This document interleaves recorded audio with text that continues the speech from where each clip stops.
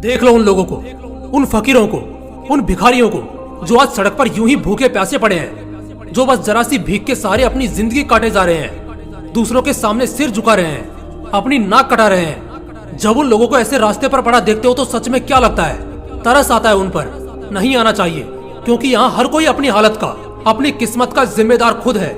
यहाँ हर किसी के पास हाथ है अपनी कहानी खुद लिखने को, हर किसी के पास मौका है अपनी किस्मत खुद आजमाने को। समाज ने बचपन से ही तुम्हारे दिमाग में एक लिमिट सेट कर रखी है, एक सीमा रेखा खींच रखी है, जिसके मुताबिक तुम कभी भी कुछ बड़ा करने से पहले कांपोगे। हर किसी के पास बेशुमार ताकत है, इतनी ताकत है कि शायद वो अंदाजा भी ना लगा पाए। इतना बल है कि वो किसी को भी हरा जाए, किसी के साथ भी निखर जाए और कहीं भी चमक जाए।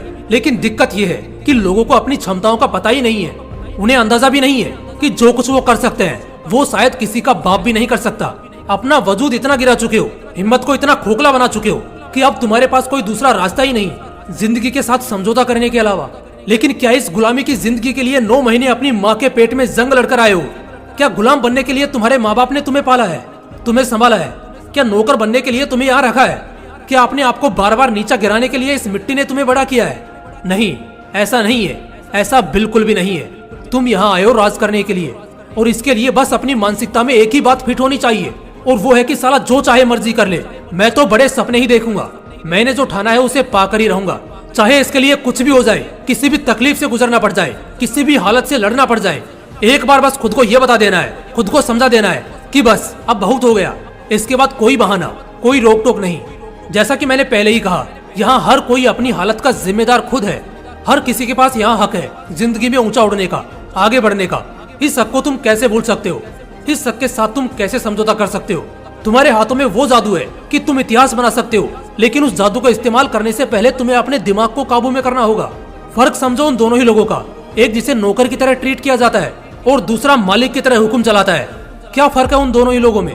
हाँ, जन्म समय या दिनों में फर्क होगा, लेकिन शरीर में तो नहीं है।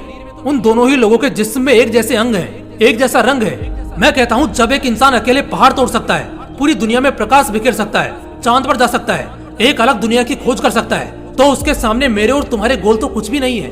हम तो जो चाहे वो कर सकते हैं। एक बात बोलूंगा और एकदम साफ शब्दों में बोलूंगा, हर इंसान सक्सेस डिजर्व करता है, बहुत पैसा और एक अच्छी जिंदगी डिजर्व करता है, और ये उसकी किस्मत नहीं बल्कि उसकी चाहत और जिद्दी दिमाग तय करता है। अगर आज तुम्हारे हाथ मेहनत करने को नहीं रुकेंगे तो कल पैसा गिनने में भी नहीं थकेंगे, और जिंदगी के असली मजे कुछ ऐसे ही मिलेंगे। हर इंसान के पास मौका होता है अपनी कहानी खुद लिखने का।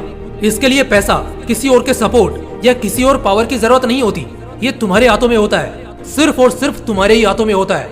जब एक इंसान बच्चे के रूप में जन्म लेता है तो उसे माँ बाप पालते हैं, चलना सिखाते हैं, बोलना सिखाते हैं और इस दुनिया को टक्कर देने लायक बनाते हैं। और वो लड़का ऐसा बन भी जाता है, लेकिन जैसे ही वो थोड़ा समझदार होता है वो खुद को कष्ट देने से डरने लगता है, और यही चीज उसे दिन ब दिन कमजोर करने लगती है। और फिर वही लड़का ठीक से अपने आप को भी नहीं बचा सकता है। इसलिए तुमने भी महसूस किया होगा कि बचपन में कोई आराम नहीं करना पसंद करता, लेकिन जैसे ही थोड़ी जवानी चढ़ती है पता नहीं क्या हो जाता है, साला सिर्फ और सिर्फ आराम करने को ही दिल चाहता है। देखो दोस्त, इस दुनिया में बहुत से लोग आए जिनकी कहानी तुमने सुनी भी है, शायद कुछ ने देखी भी होगी, और आगे सदियों तक यही सिलसिला चलता भी रहेगा। अगर तुम भी उन्हीं लोगों में खुद को शामिल करना चाहते हो तो सिर्फ इतना ध्यान में रखो कि ऐसा करने के लिए कोई फरिश्ता आसमान से नहीं उतरेगा। ये तुम्हें और सिर्फ तुम्हें ही करना होगा। जरूरी नहीं हर कहानी सिर्फ जीत और लाजवाब बादशाह की हो। बहुत सी कहानियां आखिर में जीतती नहीं है, लेकिन वो बंदा अमर हो जाता है जो उस कहानी का हीरो होता है। अपनी कहानी खुद लिखो और अपनी कहानी के हीरो बनो। पहली बात की गलत मत करो, और अगर गलती नहीं है तो फिर किसी के बाप से भी मत डरो।